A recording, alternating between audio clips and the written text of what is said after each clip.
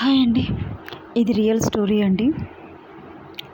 ఒక అతనికి చిన్న షాప్ ఉందండి. ఏ షాప్ అంటే ఇది మన చిన్న టిఫిన్ షాప్ అండి.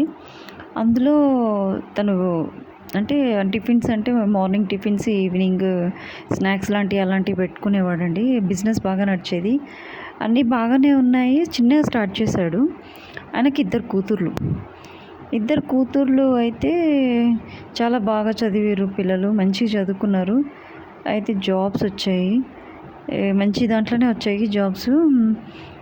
అయితే చిన్న పాపకేమో మామూలు జాబ్ వచ్చింది. పెద్ద పాపకి మంచి కంపెనీలో జాబ్ వచ్చిందండి. కాకపోతే ఏమైందంటే ఆల్ ఆఫ్ సడన్గా అమ్మాయికి క్యాన్సర్ అని బయటపడింది. చిన్న ఏజ్ చాలా. క్యాన్సర్ అని బయటపడంగానే పాపం తండ్రి ఎక్కడెక్కడో నుంచి డబ్బులు తీసుకొచ్చి ట్రీట్మెంట్ ఇప్పించడము, మందులు, ఇంజెక్షన్స్ అలా చేస్తూనే ఉన్నాడండి. ఫెడప్ అయిపోయాడు చాలా ఏళ్ళ నుంచి. అమ్మాయి జాబ్ చేయలేని పరిస్థితి, వీక్నెస్ ఉంటుంది, ఎక్కడంటే అక్కడ పడిపోతుంటుంది.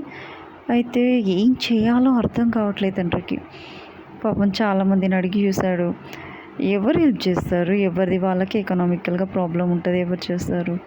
ఉన్నా కూడా చేయరు కొంతమంది అయితే చాలా ట్రై చేశాడు కానీ అది కాలేదండి పాపం. కాకపోయేసరికి ఇక ఏం చేయలేక డబ్బులు వెళ్ళక ఆ మందులు కొద్దిగా డిలే అయిపోయినాయి. ఆ పాప చనిపోయిందండి.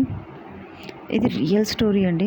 కానీ అతను ఆ డబ్బులు గుంజుకొచ్చే టైంలో ఎన్ని చెడ్డ పనులు చేయాలో అన్నీ చేశాడండి. డిప్రెషన్లో వైఫ్ అండ్ హస్బెండ్ బోత్ ఆ డిప్రెషన్. ఎప్పుడు కొట్లాడుకునే వాళ్ళండి పాపం.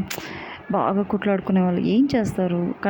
కళ్ళ ముందు కన్న కూతురు చనిపోతుంటే ఏం చేయలేని పరిస్థితి. చాలా ప్రేమగా పెంచుకున్నారండి. మంచి జాబ్ వచ్చి స్టేజ్ వరకు లాక్కొచ్చారు. కానీ ఆ పాపకి క్యాన్సర్ వచ్చి చనిపోయింది. చనిపోగానే ఇప్పుడు ఆ పాప ఒక్కతే ఉందండి. మళ్ళీ ఆ బిజినెస్ రీస్టార్ట్ చేశాడు అతను.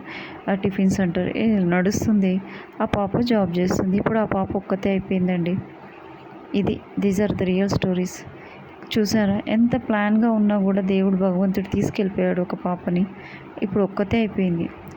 ఆ తల్లిదండ్రుల బాధ ఎంత ఉంటుందో చెప్పండి. ఇవి చూశాను కాబట్టి నేను కొన్ని ఈజీగా నేను చెప్పగలుగుతాను. ఇలా ఉంటుంది, ఇలా ఉండాలి అని. These are the real stories అండి. Not a created or someone told. I seen with my eyes.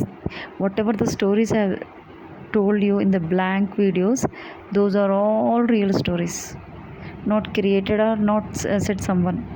వాళ్ళ లైఫ్ని ప్రాక్టికల్గా నేను దగ్గరుండి విని చెప్పిన స్టోరీసేనండి అవి. Thank you to everyone.